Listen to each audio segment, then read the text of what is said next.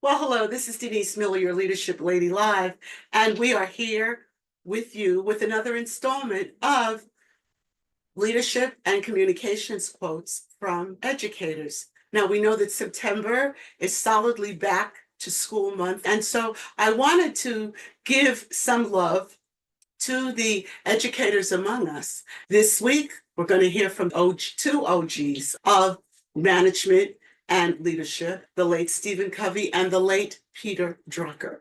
And then we're going to hear from one person who is a relative newbie on the block, and that is psychologist Dr. Howard Gardner, who is from Harvard University.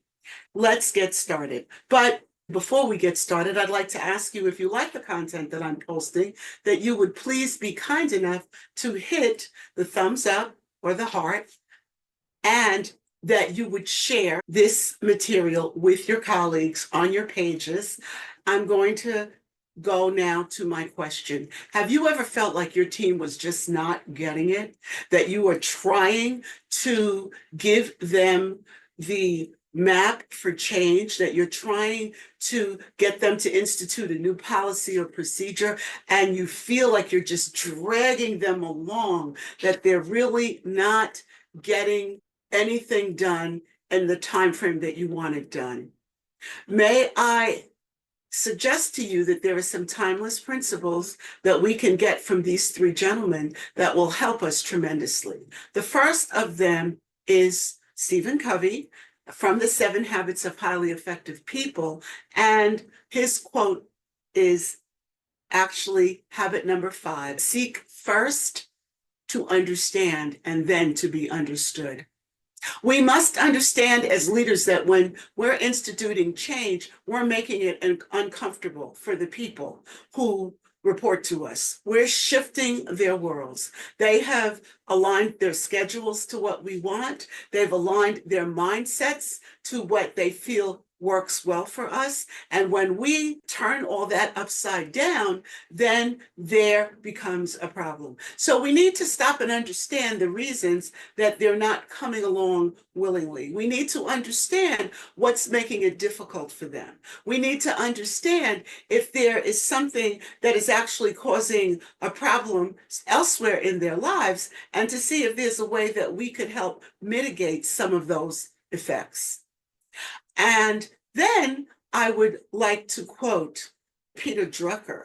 He's the father of the School of Teaching Management. And he says this: the most important thing in communication is hearing what isn't said. Now, that's very interesting, because there are times that our teams move not to tell us things because they don't want to hurt our feelings. They don't want us to be unprotected or blindsided. So they don't say things that we really do need to hear.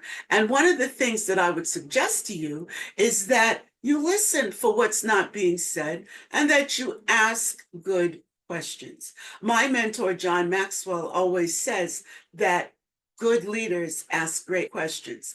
And what I suggest to you is, if there seems to be a gap in what you're being told, then ask a question.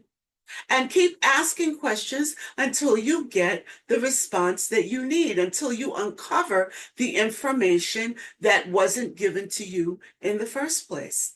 Ask those questions. And then finally, from psychologist Dr. Howard Gardner, who is a relative newbie when compared to Covey and Drucker, he says that leaders who communicate effectively not only disseminate good information, but they get the facts right. Now, in this time during our national history, is that not very important? When a leader does not get the facts right, that leader can throw an organization into total chaos.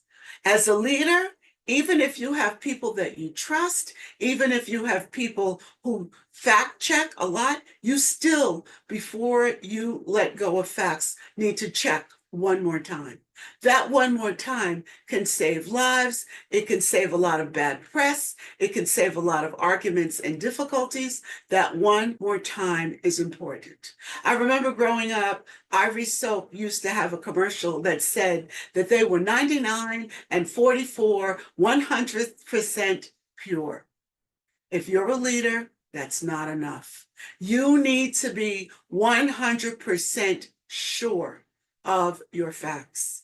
And when you communicate them, you must communicate them and make sure that your team understands what you've communicated and, in fact, how you want them to use the facts that you've communicated or how you want them to respond.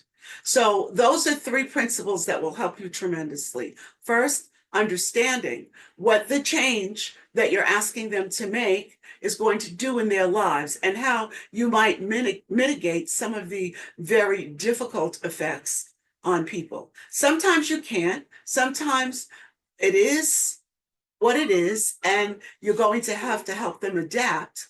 But other times, there are small things that you can do to make it a little bit easier on your team members. The second thing is to listen for what's not being said.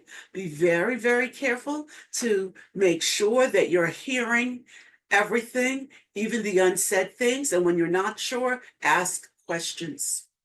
And then the third thing is check the facts.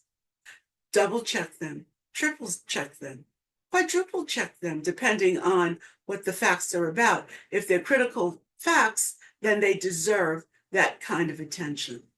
Thank you so much for spending this time with me today. And once again, I ask if you would be kind enough to make sure that you like this post if you appreciate the material, that you share this post, and that you subscribe to my YouTube channel, Leadership Lady Live.